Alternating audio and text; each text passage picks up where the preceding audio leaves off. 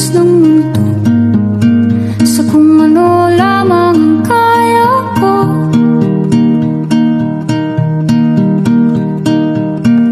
Bigang-biga na sa mga problemang di masolusyonan agad, parang wala nang bukas. Pwede bang umiwas?